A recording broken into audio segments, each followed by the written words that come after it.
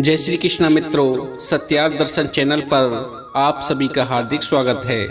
मित्रों, जैसा कि आप जानते हैं, हमारे इस चैनल पर हम समय समय पर ऐसी अद्भुत और प्रेरणादायक कहानियां लेकर आते हैं जो न केवल आपके जीवन में सकारात्मकता का संचार करती हैं बल्कि आपको आध्यात्मिक मार्ग पर चलने की प्रेरणा भी देती हैं। भक्तों, इसी कड़ी को आगे बढ़ाते हुए आज भी हम आपके लिए एक पौराणिक कहानी लेकर के आए हैं। ये कहानी आपको न केवल धर्म के मार्ग पर चलने के लिए प्रेरित करेगी बल्कि हमारे प्राचीन इतिहास और संस्कृति के बारे में भी आपको अवगत कराएगी। भक्तों, आज जो कहानी हम आपके लिए लेकर के आए हैं, ये कहानी द्वापर के समय की है और एक सच्ची घटना पर आधारित कहानी है। ये कहानी एक ऐसे राजा की है जो बहुत ही सत्यनिष्ठ, प्रजाहितैषी और महादानी राजा था। इनके विषय में स्वयं भगवान श्री कृष्ण ने कहा था, पृथ्वी पर ऐसा दानवीर राजा ना तो कोई हुआ है, न वर्तमान में है और ना ही कभी भविष्य में होगा। ये एक ऐसे राजा की कहानी है जिसका जन्म तो पक्षी कुल में हुआ था, जो पहले एक मोर था, लेकिन फिर उसके जीवन में एक ऐसा चमत्कार हुआ जिसने उसकी नियति को पलट दिया और वह साधारण सा मोर एक राजा बन गया।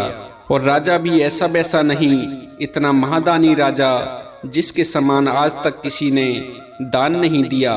तो कौन था वह राजा और क्या है उस राजा की कहानी? चलिए आज की इस वीडियो के माध्यम से हम आपको बतलाते हैं। भक्तों, छत्तीसगढ़ की राजधानी रायपुर से 36 किलोमीटर दूर एक जगह है जिसे आज सभी आरंग के नाम से जानते हैं। ऐसी मान्यता है कि ये नगरी महादानी राजा मोरध्वज की नगरी थी और उन्होंने अपने पुत्र को आरी से काटा था, इसीलिए इस जगह का नाम आरंग पड़ गया। आरंग का शाब्दिक अर्थ है आरा और अंग, क्योंकि राजा मोरध्वज ने अपने पुत्र के अंग आरी से काटे थे, इसीलिए इस जगह को आरंग कहा जाता है। इस बात को दर्शाता हुआ यहाँ एक मंदिर भी है जिसमें एक तरफ महाराज मोरध्वज और दूसरी तरफ उनकी रानी पद्मा और बीच में उनका 11 साल का पुत्र ताम्रध्वज बैठा हुआ है, जिसे उसके माता पिता एक आरी से काट रहे हैं। तो कौन थे महाराज मोरध्वज और क्यों उन्होंने अपने इकलौते पुत्र को आरी से काटा? चलिए आज के वीडियो के माध्यम से हम आपको महादानी राजा मोरध्वज की संपूर्ण कहानी सुनाते हैं।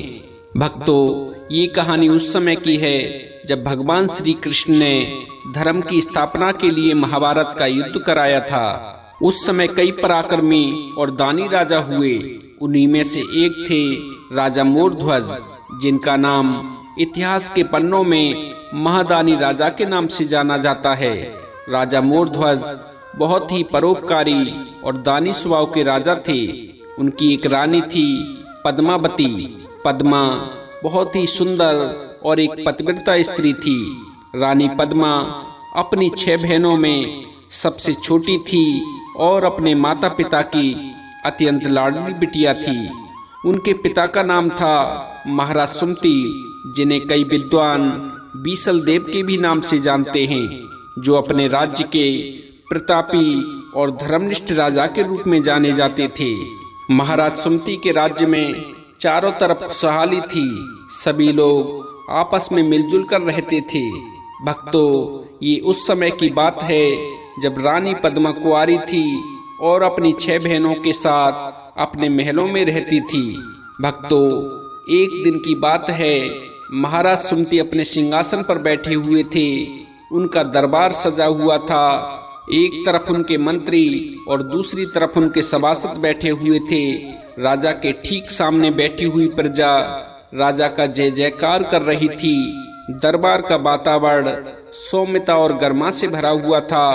महाराज सुमति अपने सिंहासन पर बैठे हुए अपनी प्रजा का अभिवादन स्वीकार कर रहे थे। ठीक उसी समय महाराज सुमति के मन में एक विचार आया। राजा सुमति ने अपने मन में सोचा कि मैं इतने विशाल और समृद्ध साम्राज्य का स्वामी हूँ, मेरे राज्य में कोई भी भूखा नहीं सोता, लोग मेरी प्रशंसा करते हैं और मुझे अन्नदाता कहते हैं। क्या सच में ये सब मेरे ही कारण है? क्या मेरी प्रजा मेरी कृपा पर पलती है या ये सब किसी और की व्यवस्था है? क्यों ना आज मैं उनसे पूछूं कि वे किसके भाग्य का खाते हैं। देखूं तो सही ये मुझे क्या उत्तर देते हैं।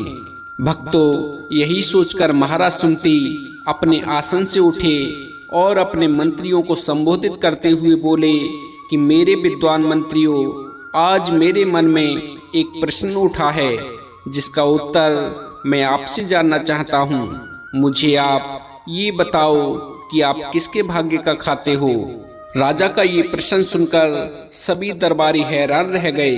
विचारने लगे कि महाराज को आज ये क्या हो गया है जो ऐसा प्रश्न पूछ रहे हैं, इसका क्या उत्तर दें। सभी मंत्री आपस में विचार विमर्श करने लगे। काफी विचार विमर्श के बाद सभी मंत्री एक स्वर में बोले कि महाराज, हम सब आपके भाग्य का खाते हैं। आपका ही भाग्य है जो हम सब इतने खुशहाल तरीके से अपना जीवन गुजार रहे हैं। हमें लगता है यदि आप न होते, यदि आपका भाग्य हमारे साथ न होता तो पता नहीं हमारा जीवन कैसा होता। इसीलिए महाराज, हम तो आपके भाग्य का खाते हैं। आप ही हमारे पालनहार हो। अपने मंत्रियों की ये उत्तर सुनकर महाराज सुमति बहुत प्रसन्न हुए। इसके बाद उन्होंने अपने सभासदों से पूछा कि आप बताओ, आप किसके भाग्य का खाते हो। सभासदों ने भी मंत्रियों की हाँ में हाँ मिलाई कि महाराज, आपकी कृपा से ही हम सुखी और समृद्ध हैं। इसीलिए हम भी मानते हैं कि हम सभी आपके भाग्य का खाते हैं। सभासदों के इन वचनों को सुनकर राजा का सीना गर्व से चौड़ा हो गया। इसके बाद महाराज सुमति ने अपनी प्रजा से पूछा कि बताओ, आप इस बारे में क्या सोचते हो। नगरवासियों ने भी बारी बारी से वही बातें दोहरा दी जो मंत्री और सभासदों ने बोली थी कि अन्नदाता, हम सब भी आपके ही भाग्य का खाते हैं। नगरवासियों के मुख से ये वचन सुनकर महाराज सुमति को अपार खुशी हुई, क्योंकि वह जैसा सोच रहे थे उसी के अनुरूप उन्हें उत्तर मिल रहा था। अब तो महाराज सुमति को भी ये अभिमान हो गया कि मैं इन सबका पालनहार हूँ। मेरी कृपा से ही इन सभी का जीवन चलता है। यदि मेरा भाग्य इनके साथ न होता तो ये भूखों मर जाते। भक्तों, इधर जब शाम हुई, शाम को जब महाराज सुमति अपने दरबार की कार्रवाई समाप्त करके अपने महलों में पहुंचे तो उन्होंने अपनी रानी से भी यही प्रश्न पूछ लिया कि आप बताओ रानी, आप किसके भाग्य का खाती हो। रानी ने भी वही उत्तर दिया कि महाराज, आप मेरे पति परमेश्वर हो। आपके रहमो करम पर ही मैं पलती हूँ। आपका ही भाग्य है जो मैं इन महलों की महारानी हूँ। रानी के इन वचनों को सुनकर महाराज सुमति बड़े प्रसन्न हुए। अब उन्हें पूर्ण विश्वास हो चुका था कि सभी लोग मेरे ही भाग्य का खाते हैं। तभी महाराज सुमति को याद आया कि मैंने सबसे तो पूछ लिया कि वह किसके भाग्य का खाते हैं, लेकिन ये बात मैंने अपनी बेटियों से तो पूछी ही नहीं कि वो किसके भाग्य का खाती हैं। यही सोचकर महाराज सुमति ने अपनी सातों बेटियों को अपने पास बुलाया और पूछा, मेरी प्यारी बेटियों, मुझे ये बताओ कि तुम किसके भाग्य का खाती हो। अपने पिता के इन वचनों को सुनकर महाराज सुमति की बड़ी बेटी नंदिनी बोली कि पिताजी, आप हमारे पिता हो। आपकी वजह से ही हम राजकुमारी हैं और आप जो कुछ भी लाते हो उसे ही हम खाते हैं। इसीलिए पिताजी, मुझे लगता है कि हम आपके भाग्य का खाते हैं। इसके बाद राजा ने अपनी दूसरी बेटी श्यामा से पूछा कि बेटी, आप बताओ, आप किसके भाग्य का खाती हो। श्यामा ने भी कह दिया कि पिताजी, मैं भी आपके भाग्य का खाती हूँ। इसी तरह राजा ने अपनी अन्य बेटियों से पूछा कि आप बताओ, आप किसके भाग्य का खाती हो। तो बारी बारी से उन बेटियों ने भी वही बातें दोहरा दी जो उनकी बड़ी बहनों ने बोली थीं। अंत में महाराज सुमति की छोटी बेटी पद्मा का नंबर आया। महाराज सुमति ने अपनी छोटी बेटी से भी पूछा कि बेटी आप बताओ, आप किसके भाग्य का खाती हो। अपने पिता के इन वचनों को सुनकर पद्मा बोली कि पिताजी, ये सत्य है कि आप मेरे इस जन्म के पिता हो और एक पिता की तरह आप मेरा पालन पोषण करते हो। लेकिन पिताजी, मैं अपनी बड़ी बहनों की इन बातों से इत्तेफाक नहीं रखती कि मैं आपके भाग्य का खाती हूँ। महाराज सुमति ने जब अपनी बेटी की इन बातों को सुना तो उन्हें धक्का सा लगा, क्योंकि जिस बेटी को वो सबसे ज्यादा प्यार करते थे, जो उनकी लाडली बिटिया थी, वही बेटी उनसे बोल रही है कि पिताजी, मैं आपके भाग्य का नहीं खाती। उन्हें अपनी बेटी पद्मा की इन बातों पर यकीन नहीं हुआ। महाराज सुमति ने पूछा, फिर बेटी तुम किसके भाग्य का खाती हो? तो पद्मा कहने लगी कि पिताजी, इस संसार में जितने भी जीव हैं, जिन्होंने भी इस संसार में जन्म लिया है, वो सभी जीवित प्राणी अपने कर्मों से बंधे हुए हैं। उनके पूर्व कर्म ही उनके भाग्य का निर्माण करते हैं और उन्हीं कर्मों के बंधन से हम एक दूसरे से जुड़े हुए हैं। आप मेरे पिता हो और मैं आपकी बेटी हूँ। यदि मेरे भाग्य में राज सुख नहीं लिखा होता तो कभी भी मेरा जन्म इन महलों में नहीं होता। इसीलिए पिताजी, मेरा तो मानना है कि सभी प्राणी अपने ही भाग्य का खाते हैं, कोई किसी के भाग्य का नहीं खाता। अपनी बेटी के मुख से इन बातों को सुनकर महाराज सुमति के मन को बड़ी ठेस पहुंची। बड़ा दुख हुआ कि जिस बेटी को मैंने इतने नाजों से पाला पोसा, जिसे मैंने इतना लाड़ प्यार दिया, वही बेटी मुझसे कहती है कि हम अपने भाग्य का खाते हैं। लगता है हमारे लाड़ प्यार ने इसकी आदत को बिगाड़ दिया है, इसीलिए ये ऐसा बोल रही है। अब मैं भी देखता हूँ कि इसका भाग्य इसका कैसे साथ निभाता है। भक्तों, अगला दिन हुआ। अगले दिन महाराज सुमति ने अपने मंत्रियों की एक सभा बुलाई और अपने मंत्रियों से कहा कि मंत्रियों, हमारी जो संतानें हैं, अब उनकी उम्र विवाह की योग्य हो चुकी है। इसीलिए हम चाहते हैं कि आप हमारी 6 राजकुमारियों का रिश्ता तो किसी ऐसे घरों में पक्का करके आओ जहां खूब अन्न धन के भंडार भरे हों, खूब रुपया पैसा हो। लेकिन जो हमारी सबसे छोटी बेटी है, राजकुमारी पद्मा, उसके लिए ऐसे वर की तलाश करो जो उसके भाग्य में लिखा हो। मंत्री कहने लगे, महाराज, हम कुछ समझे नहीं, आप कहना क्या चाहते हो?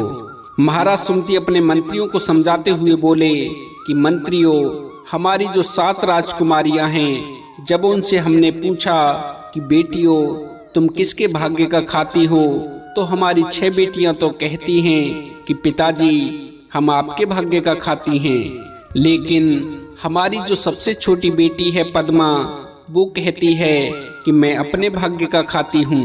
इसीलिए हम चाहते हैं कि आप हमारी 6 बेटियों का विवाह तो ऐसे घरों में करो जहां वो अपना पूरा जीवन सुख से बिता सके, लेकिन हमारी छोटी बेटी के लिए ऐसे वर की तलाश करो जो उसके भाग्य में लिखा हो। मंत्री बोले, महाराज, अब ये कैसे पता चलेगा कि उसके भाग्य में कौन लिखा है? इस पर महाराज सुमति बोले कि मंत्रियों, कल सुबह जैसे ही हमारे नगर का पूरब दिशा का द्वार खुले तो आप लोग पूरब दिशा में जाना। जहां तुम्हें जो कोई भी मिले उसे हमारे पास में ले आना। हम सोचेंगे कि यही हमारी पुत्री के भाग्य में लिखा है, उसी के साथ हम अपनी पुत्री का विवाह कर देंगे। भक्तों, अब महाराज की आज्ञा थी, राजा के आदेश का तो पालन करना था। इसीलिए सभी मंत्री गए और महाराज की 6 पुत्रियों का रिश्ता अच्छे से अच्छे घरों में पक्का कराए। अब बारी थी राजा की सबसे छोटी बेटी पद्मा के रिश्ते की। भक्तों, अगला दिन हुआ। अगले दिन की सुबह जैसे ही नगर की पूर्व दिशा का द्वार खुला तो राजा के मंत्री राजकुमारी पद्मा के लिए उसके होने वाले वर की तलाश में निकल पड़े। जब राजा के मंत्री कुछ दूर आगे बढ़े तो उन्होंने देखा एक वृक्ष के नीचे एक मोर बैठा हुआ है। मोर देखकर राजा के मंत्रियों ने सोचा, यहाँ दूर दूर तक तो कोई इंसान नजर नहीं आ रहा, बस एक मोर बैठा हुआ है। क्या ये मोर ही राजकुमारी पद्मा के भाग्य में लिखा हुआ है? फिर मंत्रियों ने सोचा, नहीं नहीं, ऐसा नहीं हो सकता, हमें कुछ दूर चलकर और देखना चाहिए, शायद कोई इंसान हमें मिल जाए। राजा के मंत्रियों ने काफी दूर तक तलाश किया, लेकिन उन्हें सिवाय मोर के उन्हें वहाँ कोई दूसरा जीव नजर नहीं आया। राजा के मंत्रियों ने आपस में विचार विमर्श किया कि अब क्या करना चाहिए। यहाँ तो दूर दूर तक कोई इंसान नजर ही नहीं आ रहा जिसे हम अपने साथ ले चले। यदि हम खाली हाथ राजा के पास में पहुँचे तो महाराज हम पर क्रोधित होंगे। काफी विचार विमर्श के बाद राजा के मंत्री इस निर्णय पर पहुंचे कि इस मोर को ही हम अपने साथ में ले चलते हैं। राजा से कह देंगे हमें और कोई मिला ही नहीं।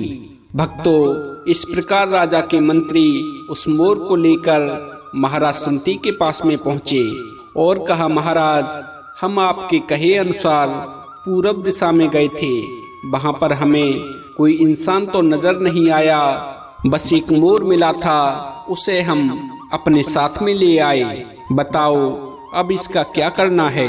महाराज सुमति बोले, करना क्या है, इसे हमारे पास में रख दो और राजकुमारी पद्मा को हमारे पास बुला कर लाओ। महाराज के आदेश पर राजकुमारी पद्मा को लाया गया। जब राजकुमारी पद्मा महाराज सुमति के पास पहुंच गई तो महाराज ने अपनी बेटी से कहा कि पुत्री, हमने तुम्हारे वर की तलाश में अपने मंत्रियों को भेजा था और उन्हें ये आदेश दिया था कि पूरब दिशा में जो तुम्हें मिले उसे हमारे पास में ले आना। अब तुम्हारी किस्मत से इन्हें ये मोर मिला है। अब बताओ क्या करना है? इस मोर से विवाह करोगी या फिर ये स्वीकार करोगी कि मैं ही तुम्हारा भाग्य विधाता हूँ और तुम मेरे भाग्य का खाती हो? पद्मा बोली, पिताजी मैं अपनी बातों पर अटल हूँ। मैं अब भी कहती हूँ कि कोई किसी के भाग्य का नहीं खाता, सब अपने भाग्य का खाते हैं। महाराज सुमति बोले, फिर ठीक है, मैं तुम्हारा विवाह इस मोर से कर देता हूँ। विवाह के बाद तुम इस मोर के साथ जंगल में रहना, फिर देखता हूँ तुम्हारा भाग्य तुम्हें कहाँ से खाने को देता है। इतना कहकर महाराज सुमति ने अपने मंत्रियों को आदेश दिया कि मंत्रियों, तत्काल हवन सामग्री का इंतजाम करो, बढ़िया सा एक पंडित बुला कर लाओ, हमें अपनी बेटी का विवाह करना है। राजा के आदेश का तुरंत पालन हुआ। एक बढ़िया सा मंडप सजाया गया। विवाह पढ़ने के लिए ब्राह्मण बुलाए गए। जब विवाह की समस्त तैयारियां पूरी हो गईं, तो एक बार फिर से महाराज सुमति ने अपनी बेटी से पूछा कि बेटी, अभी भी समय है, अपने बचनों से पीछे हट जाओ और ये स्वीकार कर लो कि तुम हमारे भाग्य का खाती हो। हम तुम्हारा विवाह भी किसी अच्छे लड़के से कर देंगे।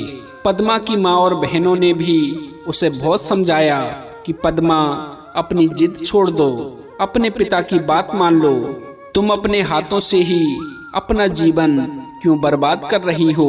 लेकिन पद्मा ने ये स्वीकार नहीं किया कि वह अपने पिता के भाग्य का खाती है। जब बेटी नहीं मानी और जब उसने ये स्वीकार नहीं किया कि वह अपने पिता के भाग्य का खाती है, तो महाराज सुमति ने अपनी राजकुमारी का विवाह उस जंगल से लाए हुए मोर के साथ में करा दिया और कहा, जाओ बेटी, अब इस मोर के साथ में ही रहना और जंगल में जाकर जो तुम्हारे भाग्य में लिखा है उस भाग्य के लिखे को खाना। अपने पिता की इन बातों को सुनकर राजकुमारी पद्मा ने अपने माता पिता को प्रणाम किया, अपने पति यानी मोर को गोदी में उठाया और उसी जंगल को चल दी जहां से राजा के मंत्री उस मोर को पकड़कर लाए थे। जंगल में पहुंचकर राजकुमारी ने देखा कि जंगल के बीचों बीच में एक भोलेनाथ का मंदिर है। उसी के पास में एक कुआं बना हुआ है और उस मंदिर के पास में ही बहुत सारे फलदार वृक्ष खड़े हैं जिन पर नाना प्रकार के फल लटक रहे हैं। राजकुमारी ने जब उस जगह को देखा तो राजकुमारी ने विचार किया कि ये जगह मेरे रहने के लिए अति उत्तम है। ये विचार कर राजकुमारी पद्मा ने अपने पति से कहा कि मेरे प्राणनाथ, आप कुछ देर यहीं वृक्षों की छाया में विश्राम करें, मैं तब तक इस जगह की साफ सफाई कर देती हूँ। अब हम इसी जगह को ही अपना बसेरा बनाएंगे। भक्तों, ये कहकर पद्मा ने मोर को वृक्ष की छाया के नीचे बिठाया और स्वयं मंदिर की साफ सफाई के काम में लग गई। काफी परिश्रम के बाद पद्मा ने उस जगह को अपने रहने लायक बना लिया। जब मंदिर की साफ सफाई हो गई तो पद्मा अपने पति को उस मंदिर में ले आई और अपने पति यानी उस मोर के साथ शिव मंदिर में रहने लगी।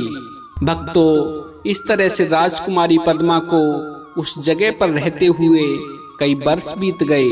राजकुमारी पद्मा प्रतिदिन सुबह शाम मंदिर की साफ सफाई करती, भगवान भोलेनाथ के शिवलिंग का जलाभिषेक करती और भोले बाबा की पूजा आराधना करती और शेष समय जो बचता उसे अपने मोर रूपी पति की सेवा में लगाती और अपने पति मोर से घंटों बातें करती, क्योंकि उस जंगल में एक वही मोर था जिससे वह अपने मन की कह सकती थी। उस मोर के सिवाय वहाँ कोई और नहीं था जिससे वो अपने मन की व्यथा बताती। उस मोर का भी राजकुमारी से बेहद लगाव हो गया था।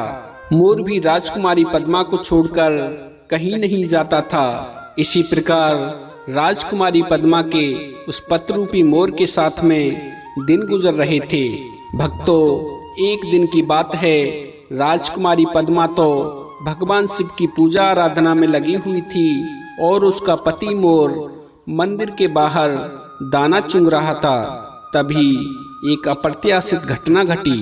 हुआ ये कि जिस वृक्ष के नीचे वह मोर चुंग रहा था, उस वृक्ष की डाली टूटकर मोर की गर्दन पर जा गिरी। डाली के गिरते ही मोर का प्राणांत हो गया, उसकी मृत्यु हो गई।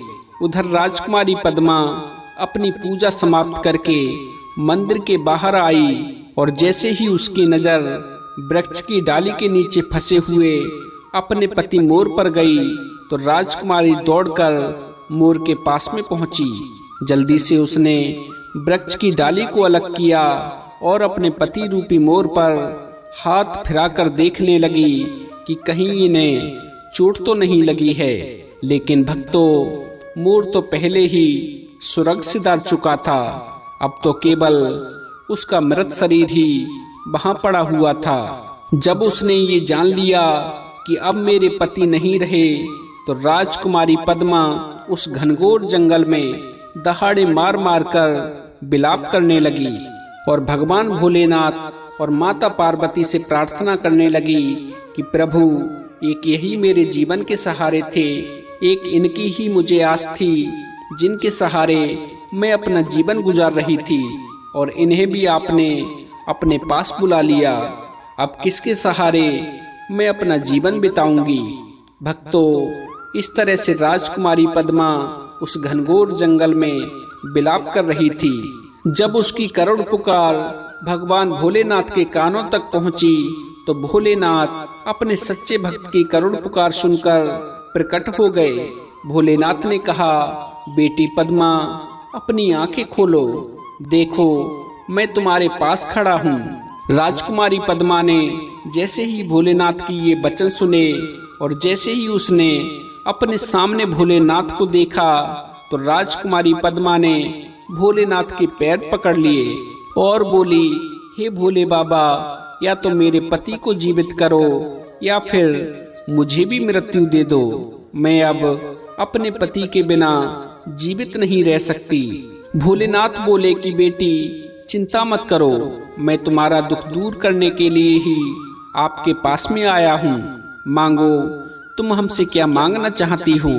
राजकुमारी पद्मा बोली कि प्रभु, मेरी बस यही इच्छा है कि जब तक मेरी आयु है तब तक मेरे पति मेरे साथ रहें। और एक पतिव्रता स्त्री की तरह मैं अपना जीवन गुजारूं। भगवान भोलेनाथ ने कहा तथास्तु, और ये कहकर उन्होंने उस मोर को जीवित कर दिया और उसे एक पुरुष बना दिया। राजकुमारी पद्मा बोली कि हे भोलेनाथ, आपने मेरे पति को जीवित तो कर दिया और इन्हें एक पुरुष भी बना दिया, ये तो ठीक किया, लेकिन दुनिया वालों को मैं कैसे यकीन दिलाऊंगी कि ये मेरे वही पति हैं जिनके साथ में मेरा विवाह हुआ था। दुनिया वाले तो यही सोचेंगे कि मैंने मोर को मार दिया और किसी पुरुष के साथ में दोबारा विवाह रचा लिया। भगवान भोलेनाथ बोले, पुत्री, तुम इस बात की चिंता बिल्कुल मत करो, क्योंकि मैंने इस बात का हल पहले ही सोच लिया था। इसीलिए मैंने मोर की जो कलंगी होती है, मोर के सिर पर जो ताज होता है, उसे इनके सिर पर रहने दिया है। जब भी कोई तुमसे तुम्हारे पति का प्रमाण मांगे, तब तुम इस कलंगी को दिखा देना और कहना, ये मेरे वही पति हैं जिनके साथ में मेरा विवाह हुआ था। पद्मा ने कहा, फिर ठीक है भोलेनाथ, मुझे तो बस इसी बात का डर था, कहीं कोई मेरे चरित्र पर उंगली ना उठाए। भोले बाबा बोले, ठीक है बेटी, अब मैं जाऊं या तुम्हारी अभी भी कोई इच्छा शेष रही है?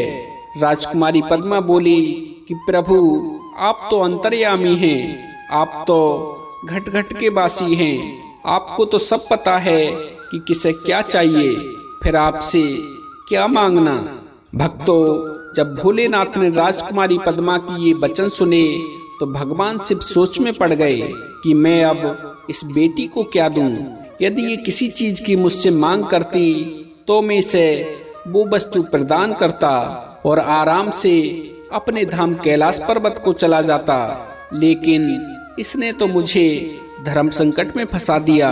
काफी सोच विचार कर भोलेनाथ ने अपने भक्त के लिए एक बड़ा सा महल तैयार किया। खूब सोना चांदी और हीरे जवाहरात दिए।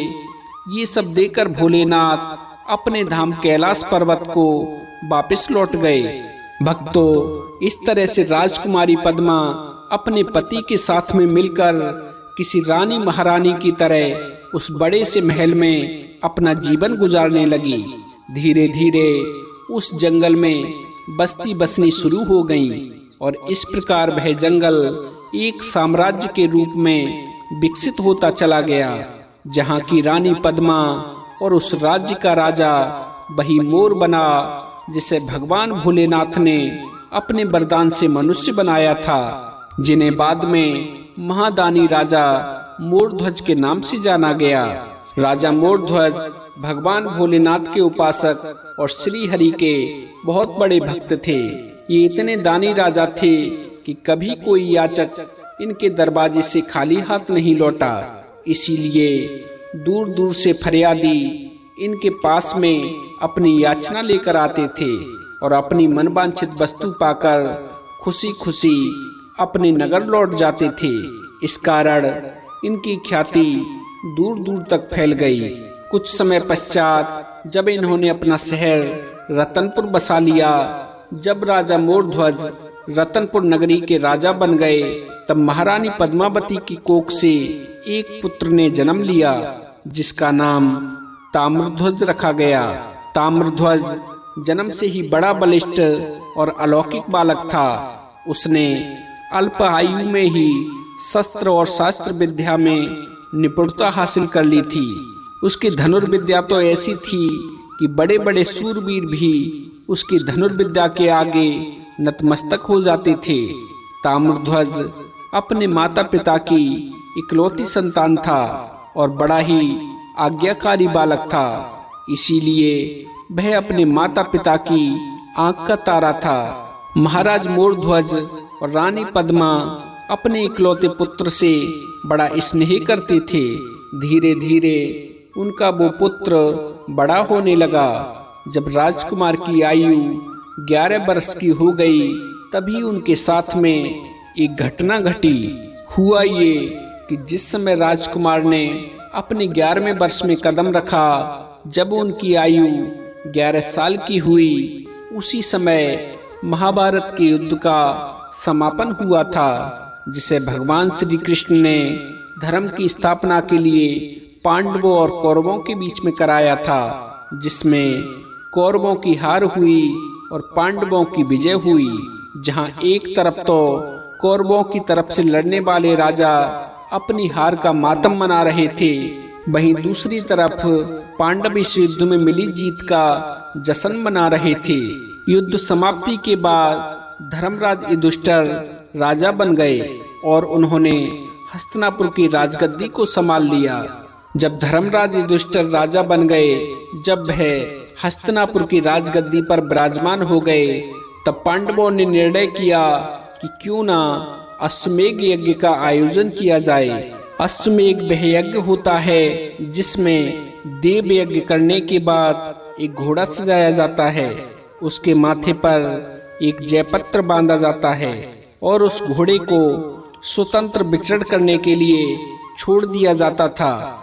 जहां जहां तक उस घोड़े के कदम पड़ते थे, जहां जहां वह घोड़ा जाता था, वहां तक की भूमि उस राजा के अधीन हो जाती थी जिस राजा ने वह घोड़ा छोड़ा था।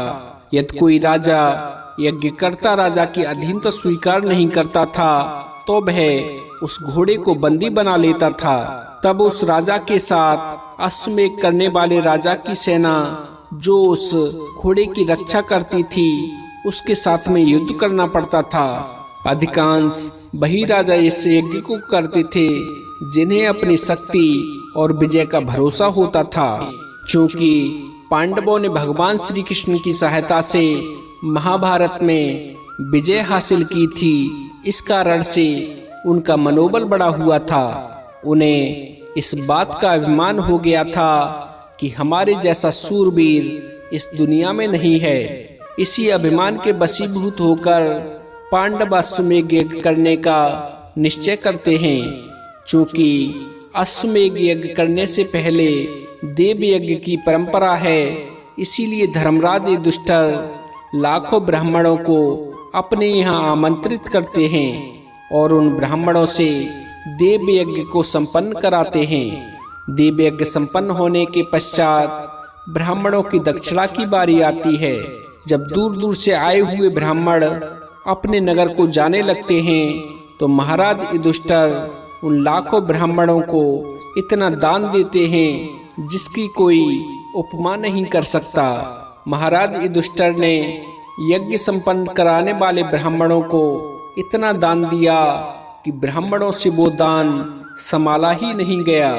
इसीलिए अधिकांश ब्राह्मण तो दान में मिले धन का बहुत सा हिस्सा वहीं यज्ञशाला में छोड़कर चले गए, क्योंकि उन्हें दान में इतनी धनराशि मिली थी जिसे ले जाना तो दूर की बात थी, उन्हें उस धनराशि को संभालना ही मुश्किल हो गया। जब अर्जुन ने ये नजारा देखा तो उन्होंने भगवान श्री कृष्ण से कहा, हे माधव, देख रहे हो ना मेरे भैया युधिष्ठिर कितने दानी हैं, कितना दान दिया है, जिसे ब्राह्मणों को अपने साथ ले जाना मुश्किल हो रहा है। अर्जुन की ऐसी बातें सुनकर भगवान श्री कृष्ण मुस्कुराए और बोले, हाँ वो तो है। आगे अर्जुन बोले कि अब के सब मुझे ही देख लो, मैं कितना भाग्यशाली हूँ जो मुझे आपके सबसे बड़े भक्त होने का सौभाग्य प्राप्त हुआ है, और मेरे समान कोई ऐसा योद्धा भी नहीं है जो मेरे रण कौशल के आगे मेरी बराबरी कर सके। इसीलिए भैया युधिष्ठिर ने मुझे अश्वमेध यज्ञ में प्रयुक्त होने वाले अश्व की रक्षा के लिए नियुक्त किया है। जब भगवान श्री कृष्ण ने अर्जुन के मुख से इन बातों को सुना तो भगवान समझ गए कि मेरे सखा अर्जुन को अपने बल का अभिमान हो गया है, इसीलिए वह मेरे सामने ऐसी बातें बोल रहा है। उस समय भगवान श्री कृष्ण ने उनसे कुछ नहीं कहा, चुप रहे। उधर जब देव यज्ञ संपन्न हो गया, जब सभी ब्राह्मण अपनी दक्षिणा लेकर वापस चले गए, उसके बाद अश्वमेध यज्ञ को पूरा करने के लिए घोड़ा छोड़ा गया, जिसकी रक्षा का जिम्मा स्वयं अर्जुन ने अपने कंधों पर उठाया। इस प्रकार घोड़ा आगे आगे और अर्जुन उसके पीछे पीछे चल रहे थे। जिस राज्य में भी वह घोड़ा गया वहां के राजा उस घोड़े के सामने नतमस्तक हो गए। किसी ने भी पांडवों के घोड़े को पकड़ने का दुस्साहस नहीं किया। इस प्रकार चलते चलते वह घोड़ा महाराज मोरध्वज की नगरी रतनपुर राज्य की सीमा में प्रवेश कर गया। भक्तों, जिस समय पांडवों के घोड़े ने रतनपुर राज्य की सीमा में प्रवेश किया, उस समय राजा मोरध्वज का पुत्र ताम्रध्वज जंगल में शिकार खेल रहा था। जैसे ही राजकुमार की नजर उस घोड़े पर गई तो घोड़ा देखकर राजकुमार उस घोड़े के पास में पहुंचा और महाराज युधिष्ठिर के उस घोड़े को उसने पकड़ लिया। घोड़े के पीछे चल रहे अर्जुन ने जब ताम्रध्वज को घोड़े के साथ में देखा तो अर्जुन ताम्रध्वज को समझाते हुए बोले कि नादान बालक, इस घोड़े को रिहा कर दो। ये कोई साधारण घोड़ा नहीं है जिसे तुमने पकड़ रखा है। राजकुमार बोला कि मैं अच्छी तरह से जानता हूँ कि ये अश्वमेध का घोड़ा है और मैं ये भी जानता हूँ कि ये घोड़ा हमारे राज्य की सीमा में क्यों आया है। यदि आपको ये घोड़ा चाहिए तो मुझे युद्ध में परास्त करना होगा। इसीलिए आप अपना धनुष उठाओ और मेरे साथ युद्ध करो। अर्जुन हंसते हुए बोले, नादान बालक, तुम्हें पता भी है कि तुम किसके सामने खड़े हो और किससे बात कर रहे हो। अभी तुम छोटे हो, अभी तुम्हारी आयु युद्ध लड़ने लायक नहीं हुई है। इसीलिए जिद छोड़ो और इस घोड़े को जाने दो। जब तुम बड़े हो जाओ फिर मुझसे युद्ध की बातें करना। अर्जुन की ये वचन सुनकर ताम्रध्वज बोला कि हे पथिक, मुझे बच्चा समझने की गलती बिल्कुल मत करना, क्योंकि मैं एक क्षत्रिय का बच्चा हूँ और क्षत्रिय के बच्चे कभी पीछे नहीं हटते। यदि आपको ये घोड़ा चाहिए तो मुझसे युद्ध करिए, नहीं तो खाली हाथ वहीं प्रस्थान करिए जहां से तुम आए हो। ताम्रध्वज की इन बातों को सुनकर अर्जुन ने सोचा कि लगता है ये जिद्दी बच्चा है। इसीलिए अर्जुन ने अपनी तरकस से एक साधारण सा बाण निकाला और उस बच्चे की तरफ चला दिया ताकि वो बालक विवश हो जाए और वे उस अश्व को लेकर वहां से जा सके। लेकिन ये क्या, जैसे ही अर्जुन ने उस बच्चे पर अपना बाण चलाया वैसे ही वो बच्चा सतर्क हो गया और उस बालक ने अद्भुत वीरता का परिचय देते हुए अपने छोटे से धनुष बाण से ही अर्जुन के तीर के टुकड़े टुकड़े कर डाले। जब अर्जुन ने ये देखा कि जरा से बच्चे ने उनके तीर के टुकड़े टुकड़े कर डाले तो एक बार को तो अर्जुन को भी अपनी आंखों पर विश्वास नहीं हुआ कि ऐसे कैसे हो सकता है। अर्जुन ने अपना दूसरा तीर निकाला, वह भी उस बच्चे पर चला दिया। ताम्रध्वज ने उसे भी खंडित कर डाला। इसके बाद अर्जुन ने एक के बाद एक कई बाण उस बच्चे की तरफ को छोड़े, लेकिन ताम्रध्वज ने बड़ी चपलता से उन सभी बाणों को खंडित कर डाला। अब तो अर्जुन के भी आश्चर्य का ठिकाना नहीं रहा कि एक जरा सा बच्चा इस तरह मेरा मुकाबला कैसे कर सकता है। कहते हैं इस तरह से अर्जुन ने अपने तरकस के सारे तीर उस बच्चे पर छोड़ दिए, लेकिन ताम्रध्वज ने अपने छोटे से तीर कमान से उनके सभी बाणों के टुकड़े टुकड़े कर डाले। जब उनकी तरकस में कोई तीर शेष नहीं रहा तो अर्जुन भी बेबस हो गए। उसी समय ताम्रध्वज ने अपनी तरकस से एक तीर निकाला और उस तीर को उसने अर्जुन की तरफ चला दिया, जिससे अर्जुन मूर्छित हो गए और जमीन पर जा गिरे। जब अर्जुन मूर्छित हो गए तो सेना में अफरा तफरी मच गई। सभी सैनिक इधर उधर भागने लगे। इसी मौके का फायदा उठाकर ताम्रध्वज ने उस घोड़े को अपने साथ लिया और उस घोड़े को लेकर अपने राज्य को चले गए। काफी समय तक अर्जुन ऐसे ही मूर्छित पड़े रहे। जब उनकी मूर्छा टूटी, जब उन्हें होश आया तो उन्हें ये विश्वास ही नहीं हुआ कि एक छोटे से बालक ने उन्हें परास्त कर दिया और उस घोड़े को अपने साथ लेकर चला गया। अर्जुन समझ गए कि हो ना हो ये सब भगवान श्री कृष्ण की लीला है। तब तक भगवान श्री कृष्ण भी अर्जुन के पास पहुंच गए। पूछा, अर्जुन क्या हुआ, यहाँ क्यों बैठे हो, और वह घोड़ा कहाँ है जिसकी रक्षा के लिए तुम हस्तिनापुर से आए थे। अर्जुन ने हाथ जोड़कर भगवान श्री कृष्ण से माफी मांगी कि हे केशव, मुझे माफ कर दो, मुझे अपनी धनुर्विद्या पर अभिमान हो गया था, इसीलिए मैंने आपसे ऐसी बातें बोली थी।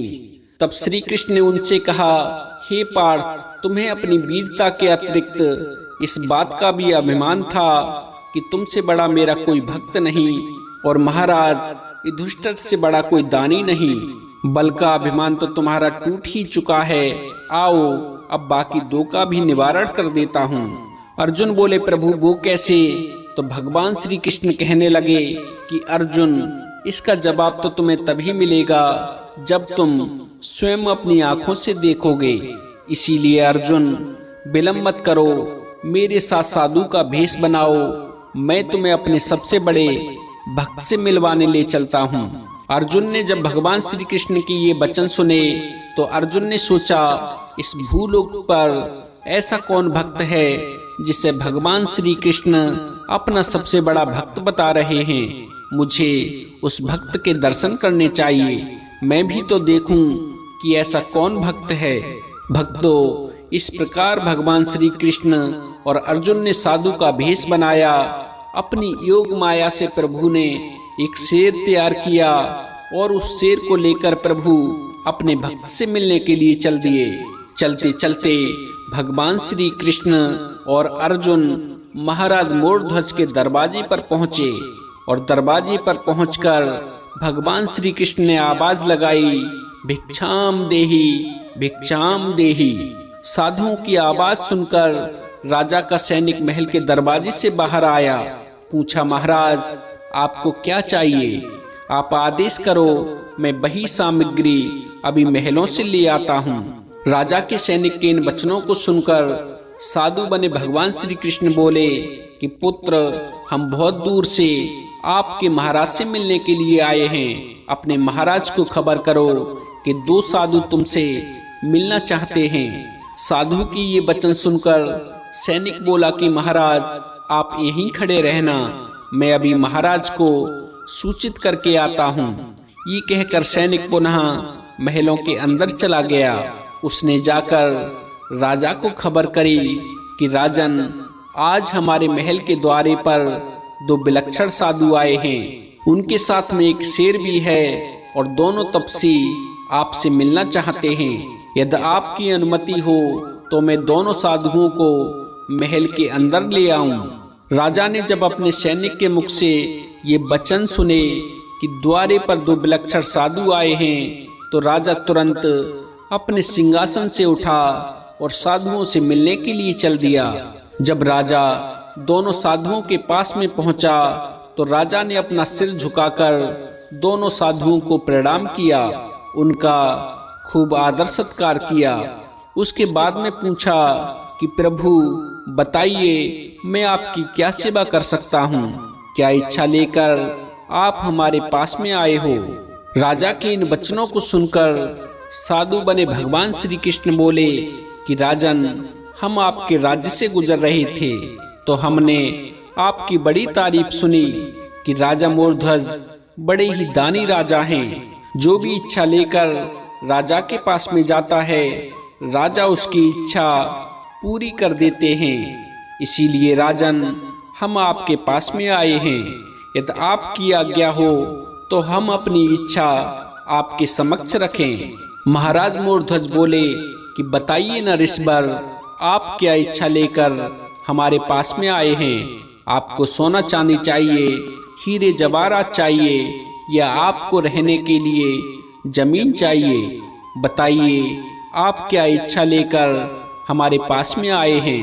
श्री कृष्ण बोले, राजन, हम सन्यासी हैं, ये सब मोह माया त्याग कर ही तो हम साधु बने हैं। ये सब वस्तुएं हमारे किसी काम की नहीं हैं, हमें आपसे ऐसा कुछ नहीं चाहिए। राजा बोला, फिर क्या चाहिए महाराज, आप आदेश करिए, किस कामना की पूर्ति के लिए आप हमारे पास में आए हैं? भगवान श्री कृष्ण बोले, राजन, हम 3 दिनों के भूखे हैं। 3 दिन से हमने कुछ भी नहीं खाया है। यदि आप हम तीनों के लिए कुछ भोजन की व्यवस्था कर दें तो आपकी बड़ी मेहरबानी होगी।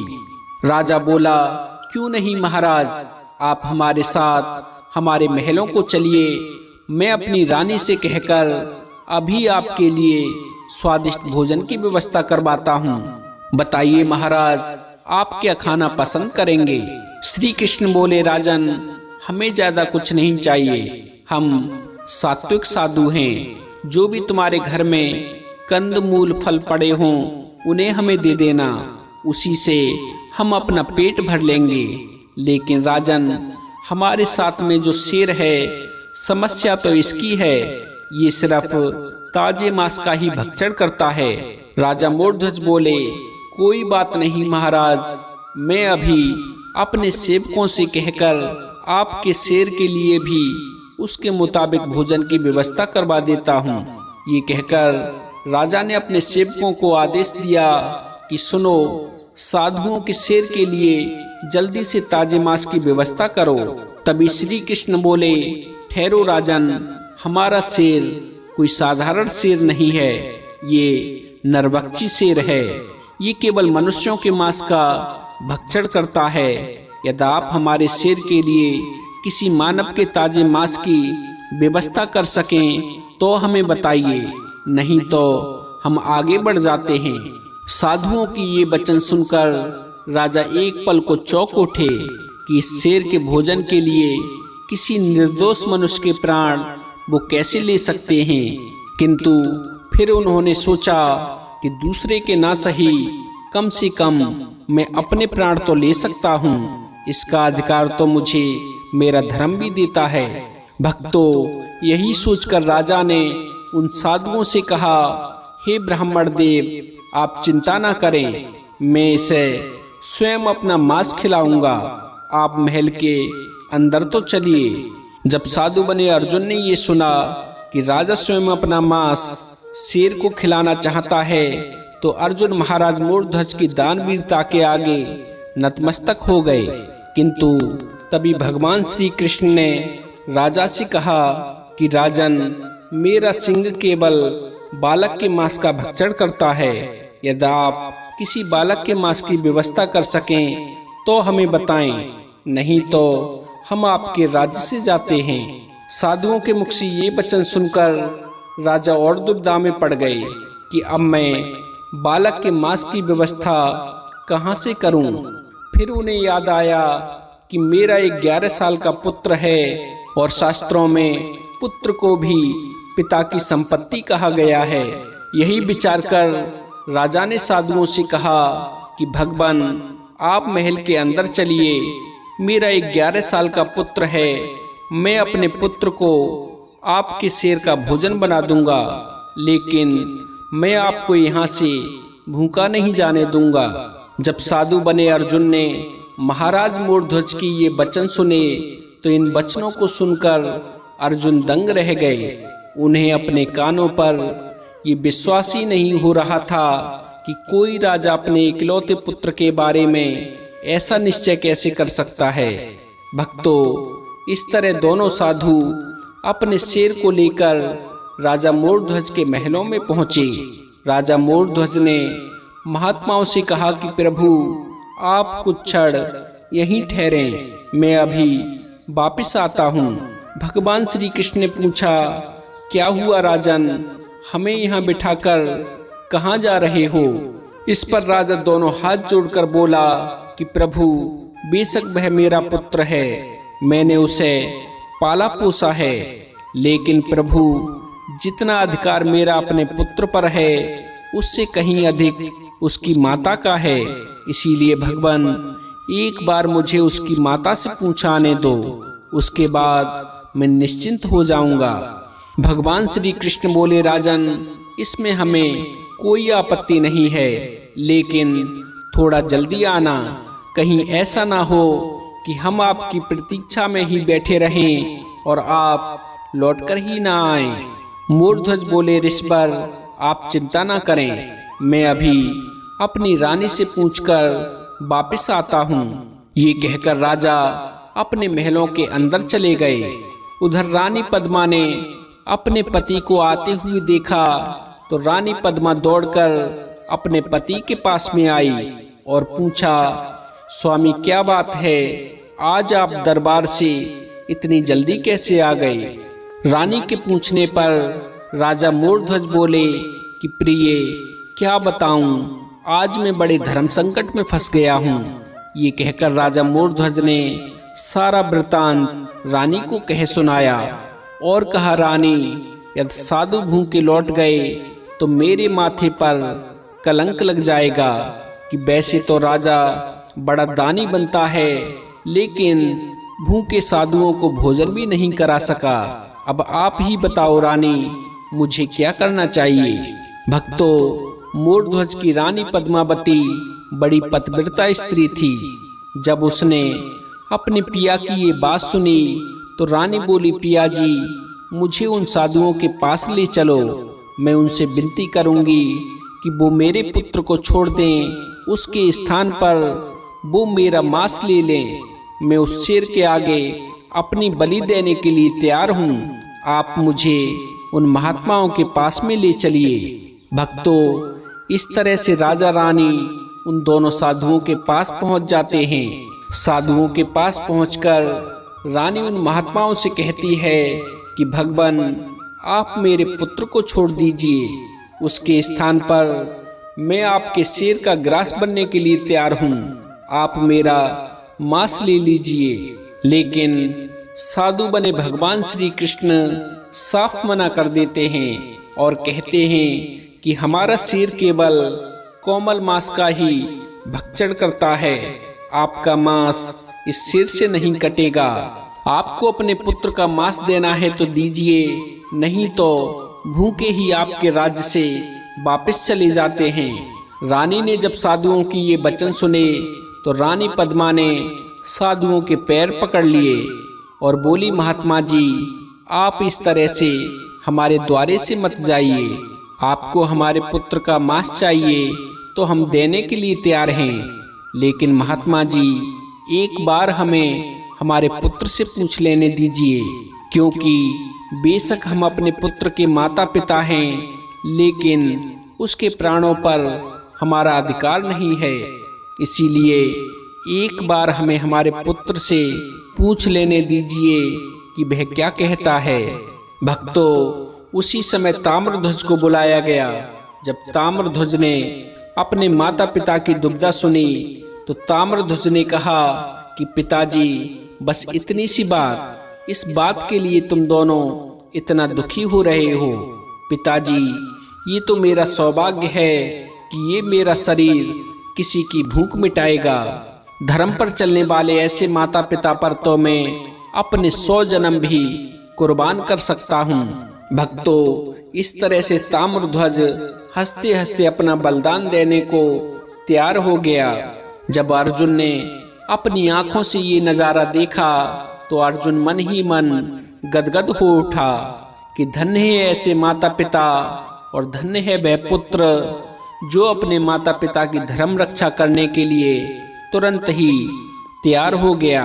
अर्जुन ने भगवान श्री कृष्ण को इशारा किया कि प्रभु, मैंने मान लिया है कि ये राजा आपका सबसे बड़ा भक्त है और बहुत बड़ा दानी भी है। चलिए अब वापस चलते हैं। लेकिन श्री कृष्ण कहाँ रुकने वाले थे? वो तो जब अपने भक्त की परीक्षा लेते हैं तो इतनी कठिन परीक्षा लेते हैं कि अच्छे अच्छे संत उनकी परीक्षा के आगे धराशायी हो जाते हैं। कृष्ण ने अर्जुन को इशारा किया कि अर्जुन, चुपचाप खड़े रहो और देखते रहो, अभी मेरी परीक्षा समाप्त नहीं हुई है। ये इशारा करने के बाद भगवान श्री कृष्ण रानी से बोले कि हे महारानी, आप दोनों धन्य हैं और उससे भी धन्य है ये बालक, किंतु ये सुन लीजिए कि मेरा शेर इस बालक का मांस तभी खाएगा जब आप दोनों इसे काटकर खिलाएंगे। और ध्यान रहे, ऐसा करते हुए दोनों की आंखों में कोई आंसू ना आने पाए, या तुम्हारी आंखों से आंसू निकल गया तो मेरा शेर तुम्हारे बच्चे का मांस नहीं खाएगा। जब अर्जुन ने भगवान श्री कृष्ण के ये वचन सुने तो अर्जुन ने अपने मन में सोचा कि प्रभु, अब तो आप अपने भक्तों पर अति कर रहे हैं। लेकिन वे बोले कुछ नहीं। राजा रानी ने कहा, ठीक है महात्मा जी, यदि आपकी यही इच्छा है तो यही सही। भक्तों, उसी समय लकड़ी काटने वाली एक आरी मंगाई गई। उस आरी का एक सिरा महाराज मोरध्वज ने पकड़ा, दूसरा सिरा रानी पद्मावती ने पकड़ा और इस तरह राजा रानी अपने पुत्र को काटने के लिए तैयार हो गए। तभी ताम्रध्वज ने अपने माता पिता से कहा कि आप लोग जरा रुकिए, मैं अभी महलों में जाकर आता हूँ। ये कहकर ताम्रध्वज महलों के अंदर चला गया। जब ताम्रध्वज वापस लौटा तो उसके हाथ में रुई लगी हुई थी। रुई देखकर जब उसके माता पिता ने पूछा, बेटे इस रुई का क्या करोगे, ये रुई क्यों लेकर के आए हो? तो ताम्रध्वज अपने माता पिता से बोला कि पिताजी, आप इस रुई को अपने कानों में लगा लीजिए, जिससे आपको मेरी चीखें सुनाई ना दें। यदि आप मेरी चीखों से विचलित हो गए और आपके हाथ कांप गए तो बड़ा अनर्थ हो जाएगा, आप अपने धर्म से पीछे हट जाएंगे। इसीलिए पिताजी, आप इस रुई को अपने कानों में लगा लीजिए। ये कहकर ताम्रध्वज ने अपने माता पिता के कानों में रुई को लगा दिया। इसके बाद ताम्रध्वज ने अपने माता पिता को प्रणाम किया, उनका आशीर्वाद लिया और प्रसन्नता पूर्वक वह बालक उस आरे के नीचे बैठ गया। भक्तों, आप अंदाजा लगाइए क्या दृश्य रहा होगा। एक तरफ वह जननी है जिसने अपने पुत्र को 9 महीने कोख में रखकर जन्म दिया, दूसरी तरफ वो पिता है जिसने पाल पोस कर बड़ा किया, और बीच में उनका पुत्र है जिसे पता है कि कुछ समय बाद मेरे प्राण जाने वाले हैं, फिर भी उसके चेहरे पर प्रसन्नता है कि मैं अपने पिता की धर्म रक्षा के लिए कुर्बान हो रहा हूँ। भक्तों, उस दृश्य का वर्णन करना बहुत कठिन है, क्या दृश्य रहा होगा। लेकिन इतिहास साक्षी है, एक राजा रानी ने अपनी धर्म रक्षा के लिए अपने पुत्र को आरी से काटा था। राजा रानी से भी बड़ा उनका वो बेटा था जो मरते मर गया, लेकिन उसके मुख से पीड़ा का एक शब्द नहीं निकला। धन्य है ऐसे माता पिता जिन्होंने धर्म के मार्ग पर चलते हुए अपने इकलौते पुत्र को कुर्बान कर दिया। उनसे भी धन्य वो बालक था जिसे असहनीय पीड़ा हुई, फिर भी उसके मुख से पीड़ा का एक शब्द नहीं निकला। भक्तों, इस तरह राजा रानी के इकलौते पुत्र का प्राणांत हो गया। स्वयं राजा रानी ने अपने पुत्र को 2 भागों में विभाजित कर दिया। जब राजा रानी ने अपने पुत्र को 2 भागों में फाड़ दिया तो साधु बने भगवान श्री कृष्ण बोले कि अब इन दोनों भागों को उठाओ और मेरे शेर को खाने के लिए उसके समक्ष डाल दो। राजा रानी ने वैसा ही किया, अपने पुत्र के कटे हुए दोनों भागों को उठाया और उस माया रूपी शेर के सामने डाल दिया। जैसे ही राजा रानी ने अपने पुत्र के दोनों भागों को शेर के सामने डाला, वैसे ही शेर ने ताम्रध्वज के दाहिने भाग को तो खा लिया, लेकिन जो बायां भाग था उसे ऐसे ही छोड़ दिया। जब रानी पद्मावती ने इस नज़ारे को देखा कि शेर ने मेरे पुत्र के दाहिने भाग को तो खा लिया और बाएं भाग को छोड़ दिया, तो ये देखकर रानी पद्मावती की बाईं आंख से एक आंसू की बूंद टपक पड़ी। ये देखकर भगवान श्री कृष्ण बोले कि देवी, एक बात बताओ, जब तुमने अपने पुत्र को काटा तब तुम्हारी आंखों से एक आंसू नहीं निकला, लेकिन अब क्यों रो रही हो? क्या तुम्हें अपने पुत्र के मरने का शोक हो रहा है? यदि ऐसी बात है तो हम भोजन नहीं करते, हम भूखे ही आपके महलों से चले जाते हैं। साधु बने भगवान श्री कृष्ण जी के मुख से इन बातों को सुनकर रानी पद्मावती बोली नहीं नहीं मुनि श्रेष्ठ, आप जैसा सोच रहे हैं वैसा कुछ नहीं है। मुझे अपने पुत्र के जाने का बिल्कुल संताप नहीं है। मैं तो ये सोचकर दुखी हो रही हूँ कि ना जाने मेरे पुत्र ने अपने बाएं भाग से क्या पाप किया था, जिसके कारण तुम्हारे शेर ने मेरे पुत्र का बायां भाग नहीं खाया। मेरे पुत्र का दायां भाग तो आपके शेर के काम आ गया, लेकिन मेरे पुत्र का दायां भाग आपके शेर ने छोड़ दिया। इसीलिए मैं दुखी हो रही हूँ। भक्तों, जब साधु बने अर्जुन ने इस नज़ारे को देखा तो उनकी आंखों से अश्रुधारा बहने लगी। अर्जुन का गला भर आया। भगवान श्री कृष्ण ने पूछा, क्या हुआ अर्जुन, तुम रोते क्यों हो? अर्जुन बोले, प्रभु अपनी माया को समेटिए, अब मुझसे और न देखा जाएगा। मुझे यकीन हो गया है कि आपके भक्तों के सामने मेरा कोई वजूद नहीं है। भक्तों, इस तरह से अर्जुन करुण विलाप करने लगे और उनकी आंखों से झरझर आंसू बहने लगे और उन्हीं आंसुओं में अर्जुन का सारा अभिमान बह गया। उधर आकाश लोक में बैठे हुए सभी देवी देवता इस नज़ारे को देख रहे थे। जब उन्होंने इस नज़ारे को देखा तो सभी देव किन्नर राजा मोरध्वज और रानी पद्मावती पर पुष्पों की वर्षा करने लगे। राजा रानी को कुछ समझ नहीं आ रहा था कि ये सब चल क्या रहा है। तभी साधु बने भगवान श्री कृष्ण ने रानी पद्मावती से कहा कि महारानी, आप अपने पुत्र को उसके नाम से पुकारो, देखना तुम्हारा पुत्र तुम्हें आवाज देगा।